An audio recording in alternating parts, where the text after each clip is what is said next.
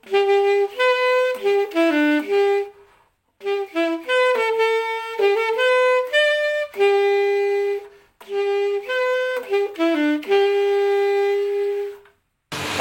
nggak tahu apa-apa, tahu-tahu udah digali, itu saya dibisikin, Bapak nggak boleh tahu biayanya ya, ya tanpa sepengetahuan suami saya.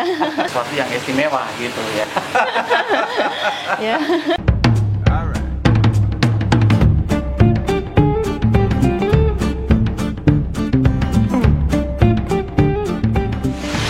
Mama dan Bibi, para pecinta dan peminat koi, penghobi koi wanita pasti menarik dan istimewa. Karena 99,999% penghobi koi adalah laki-laki. Di sini bersama dengan Ibu Silvi, beliau adalah seorang penghobi koi wanita dan beliau sangat fanatik dengan koi. Jadi kita akan tanyakan beberapa hal tentang koi kepada beliau. Bu Silvi. Ya, selamat siang Om Keko. Gimana kabar? Baik. Udah 2 tahun kayaknya ya? Iya, dari tahun Juli 2018. Juli 2018. Ini Om yang bikin nih ke kolam, hebat. Saya lupa bikinnya kapan. Ya. Ternyata sudah 2 tahun Ya. dan jalan selama 2 tahun. Ya. Oke. Dan dari dulu sebenarnya saya memang pengen datang ke sini lagi, nengok dan pengen ngobrol lagi gitu. Dan sekarang saya datang ke sini memang untuk viewer kolam koi Keko yang menarik sekali untuk kita ngobrol lah soal koi. Ya, baik. Gitu. Pertama kali yang saya pengen tanya, ingat nggak kapan dan umur berapa pertama kali lihat koi? Pertama kali lihat koi 4 tahun yang lalu waktu dekat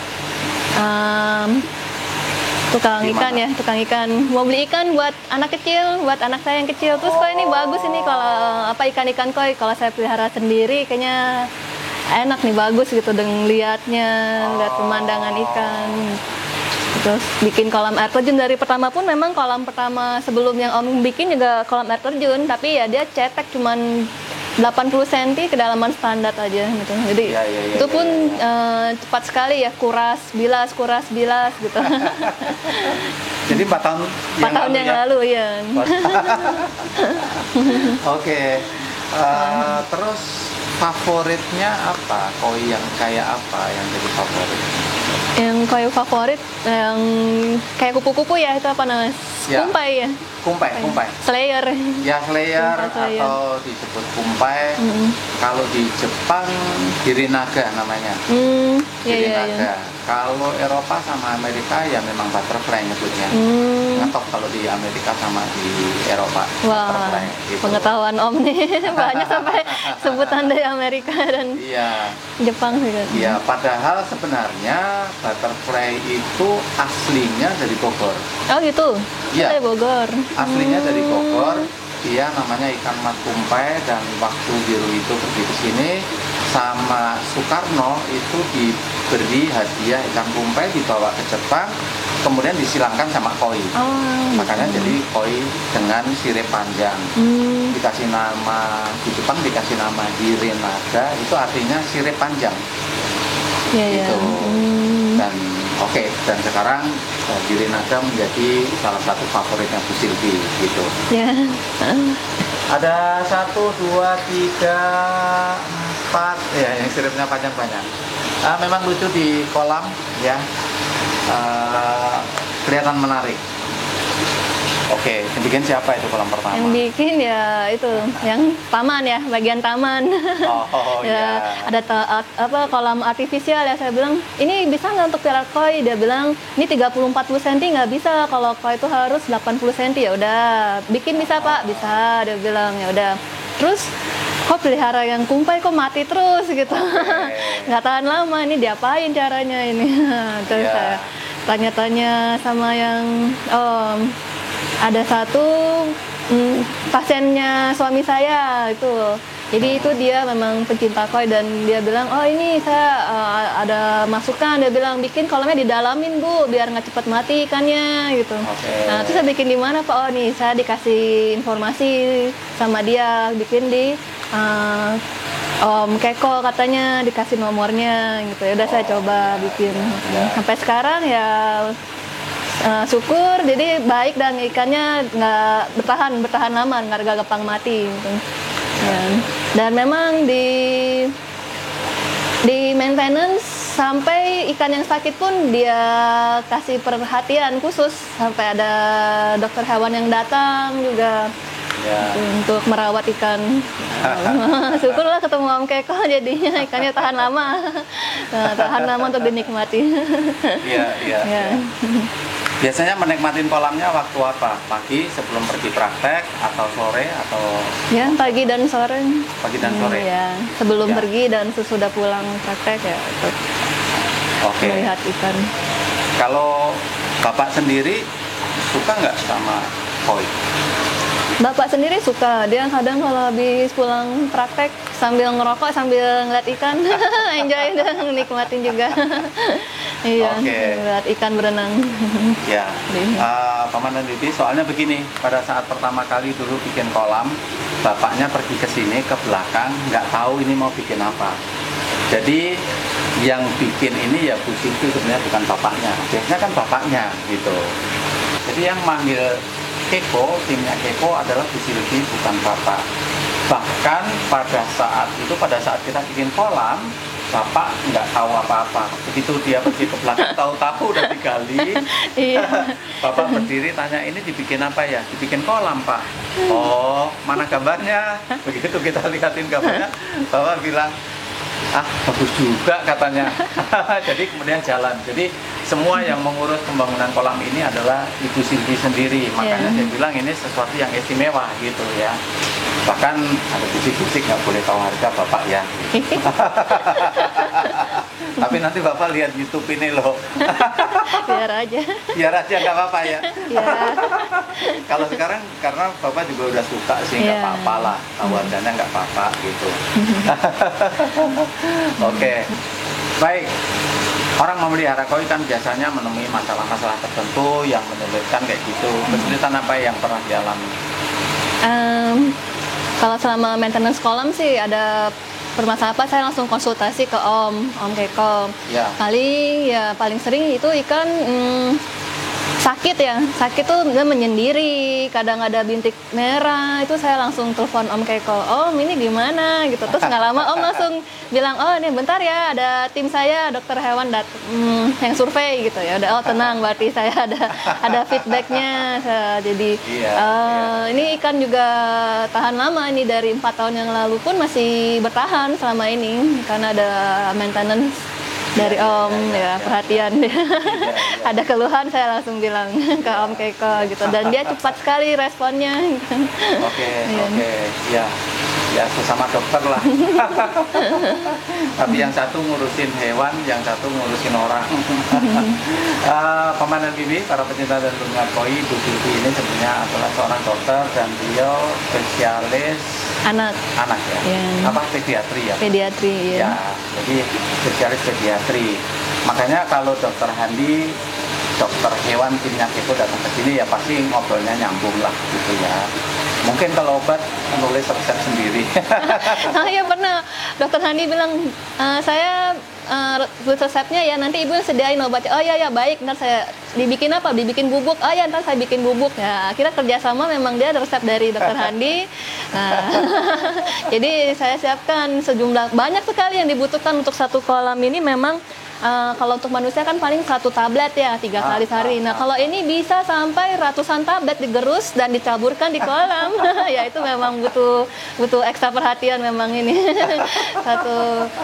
Suatu makhluk hidup yang indah, tapi memang harus perawatan ekstra ya. Ya, kita memang harus perhatikan mereka. Oke, tadi kita bicarakan kesulitannya gitu. Hal yang paling menyenangkan dari memelihara koi itu apa?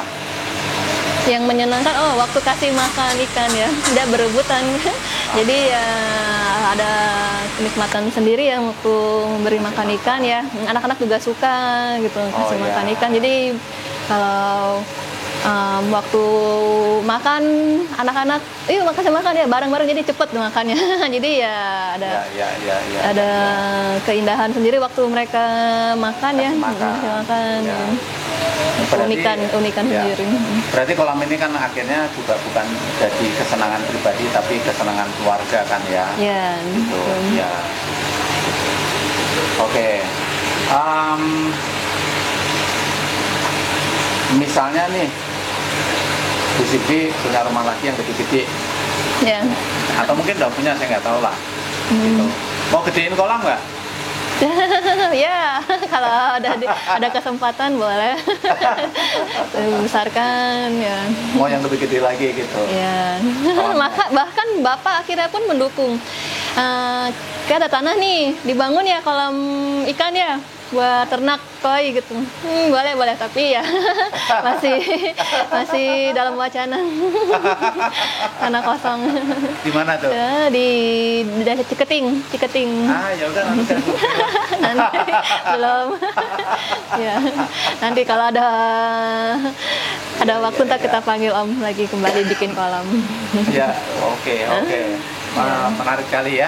Jadi sekarang tadinya dari Bapak dari nggak tahu soal koi, nggak tahu ibunya bangun kolam, Bapak ikut suka menikmati kolam dan sekarang Bapak yang pengen bikin dan pengen bahkan breeding gitu.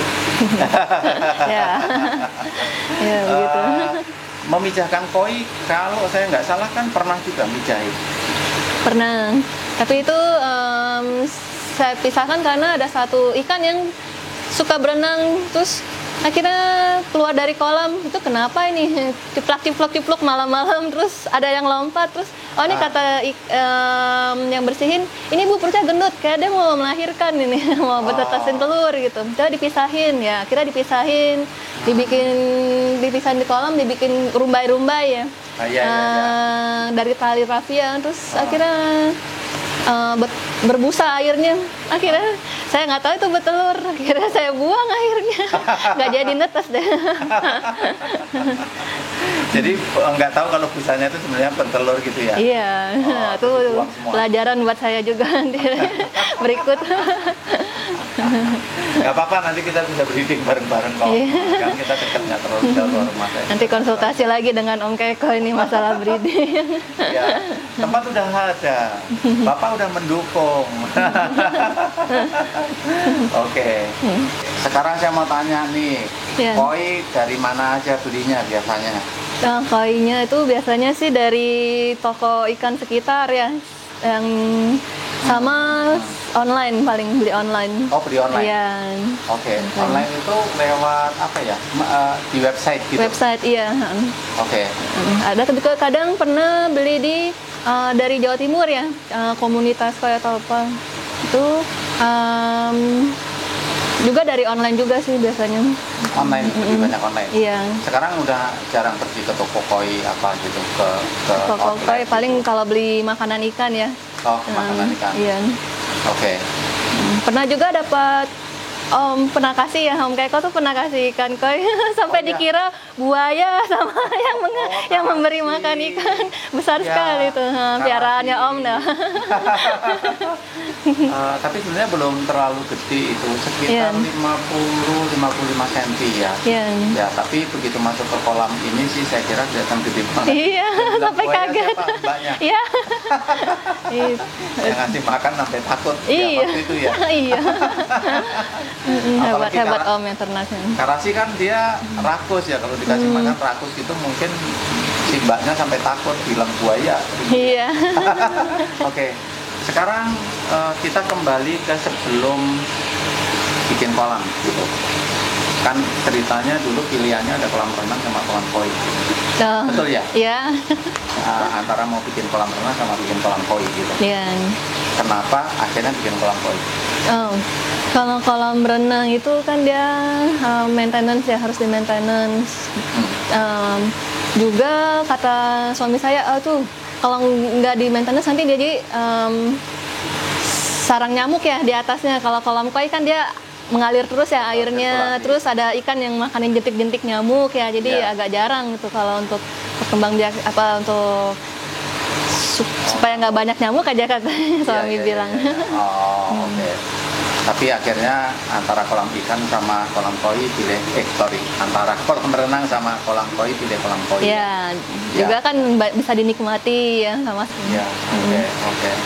Jadi memang rekomendasi lah untuk bikin ikan kolam yang lebih dalam ya dengan filter yang benar. Jadi memang benar ya. Mungkin nanti Anda saya akan juga lihat ya secara sederhana mekanisme filtrasinya seperti apa biar Anda tahu. Ini sederhana tapi kalau benar meskipun sederhana bisa berjalan dengan baik dan hasilnya juga akan baik. Nanti kita bisa lihat secara bersama-sama. Kolam yang cantik hanya bisa berjalan dengan baik dan benar-benar menjadi cantik kalau didukung oleh aspek teknis yang memadai. Saya sekarang berada di atas filtrasi dari kolam Bu Silvi ini. Sebenarnya ini sederhana.